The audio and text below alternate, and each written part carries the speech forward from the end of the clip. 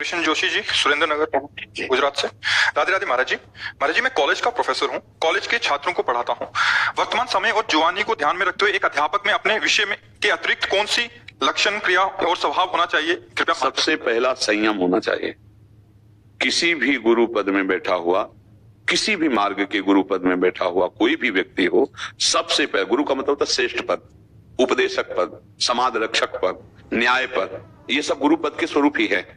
अगर ऐसे पदों में बैठा हुआ संयमी नहीं है तो सबसे पहली गलती उसकी है जो अपनी इंद्रियों का संयम नहीं करता। संयमी, हर इंद्रिय का ब्रह्मचर्य होना चाहिए।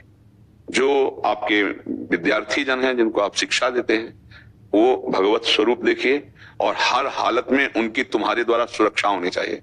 उनके मन की सुरक्षा, उनकी इंद्रियों की सुरक्षा, उनकी देह की पवित्रता, उनके विचारों की पवित्रता और विद्या अध्ययन जो कराते हैं वो भी। अगर हम स्वयं संयमी नहीं तो ऐसा नहीं कर सकते, तो वो फिर उसका रंग नहीं चढ़ेगा, इसलिए नहीं चढ़ता। बहुत से ऐसे टीचर के द्वारा गलतियां हो जाती हैं, समाचार समाज, इसमें आप देखिए वो स्वयं संयमी ना होने के कारण अपने पुत्रवत जो जैसे हमारी प्रिय बच्ची, प्रिय बेटा, वो वैसा व्यवहार होना चाहिए, वो त्रुटि कर देते हैं।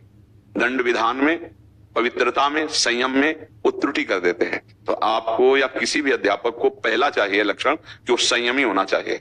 इतना इंद्रियों का संयम होना चाहिए कि जैसे अपनी बच्ची के पास बैठे हो तो कैसा, अपने भाई के पास, बहन के पास बैठे हो तो कैसा, ऐसा संपूर्ण बच्चों से अपनापन होकर पवित्र व्यवहार। दूसरी बात है, जो विद्या अध्ययन किया है उसमें धन की प्रधानता न रख करके सामने वाले विद्यार्थी को हम पूरी की पूरी विद्या दे सकें और वो प्रवीण होकर के हमारे राष्ट्र की सेवा करे, हमारे समाज का सेवक बने, हमारे समाज के काम आवे। इसलिए निस्वार्थ भाव रखते हुए, कोई छल कपट ना रखते हुए कि स्कूल में पढ़ाया तो कपट पूर्वक और घर पे ट्यूशन पे आओ अलग से पैसा दो तो हम पूरी विद्या का प्रयोग करके आपको प्रवीण बना देंगे।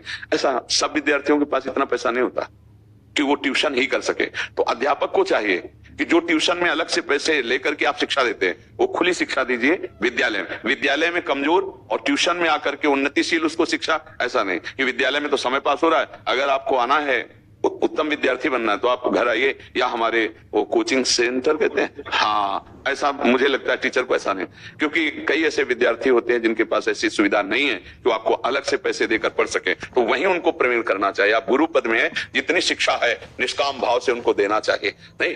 और तीसरी बात, किसी भी विद्यार्थी की त्रुटि पर उचित दंड, कोमल दंड का विधान करना चाहिए, कठोर दंड का विधान नहीं करना चाहिए। जैसे विद्यार्थी हैं तो त्रुटि होगी, अवस्था होती है त्रुटियों वाली, तो मृदु दंड का विधान है, कठोर दंड का पुलिस के द्वारा विधान है सरकारी कानून में, उसमें फिर कठोर दंड का विधान है। टीचर के द्वारा मृदु दंड, आप खड़े हो जाइए, 1 घंटा खड़े रहिए, ऐसे दंड दिए। जैसे कोई बांस की छड़ी से विविध प्रकार से मारना, पीटना, गाली गलौज करना, खूब अच्छा, ये सब ये टीचर का धर्म नहीं। मृदु दंड कि ठीक है, आज आप जितनी देर क्लास रहेगा आप खड़े रहिए, ये आपके लिए दंड है। या कभी ऐसे मृदु दंड का प्रयोग कर, कठोर दंड का प्रयोग करेंगे तो आप भी फंस जाएंगे। अगर रिपोर्ट कर दिया तो आज का समय आप फंस जाएंगे, नहीं फंस जाएंगे। तो इन 3 बातों का ध्यान रखिए। पहला, संयम, स्वयं संयमी हो, विद्यार्थियों के साथ हमारा पवित्र व्यवहार, कहीं दूषित व्यवहार न हो। दूसरा, अर्थ की प्रधानता न रखे और संपूर्ण शिक्षा अपनी उनको विद्यालय में देने की चेष्टा करे। और तीसरा, ये कभी किसी विद्यार्थी से त्रुटि हो जाए तो मृदु दंड का भले संविधान करे, और इससे सबसे बढ़िया होता है उसको समझा देना। नहीं समझता है तो फिर प्रकृति समझा देगी, परमात्मा तत्व से समझा देगा। बहुत ऐसे विधान बन जाएंगे, आपको अपने को भी बचाना है और उसको भी बचाना है। अगर नहीं अपनी सीमा के अंतर्गत समझता तो आप मृदु स्वभाव रख करके छोड़ दीजिए, अगला जो विधान है उसे ठीक कर देगा। समझ पा रहे? हाँ, बहुत अच्छे से चलिए और हमारी तरफ से नाम जप करते रहिए। नाम जप आपकी बुद्धि को प्रवीण रखेगा, नाम जप आपको संकटों से बचाएगा, नाम जप जीवन का लक्ष्य पूर्ण कराएगा, भगवत प्राप्ति भी करा देगा। तो जितना बन सके नाम जप कीजिए।